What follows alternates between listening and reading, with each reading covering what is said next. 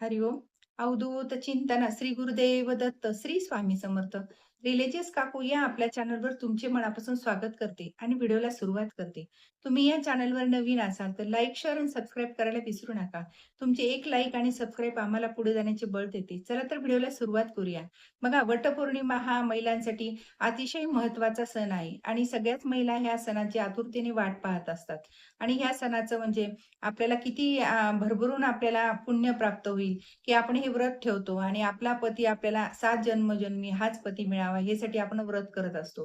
तर ह्या व्रतासाठी आणि ह्या पूजेसाठी आपल्याला कुठला शुभ रंग आपल्या म्हणजे साडी घातल्याने आपल्याला दुप्पट फळ मिळेल.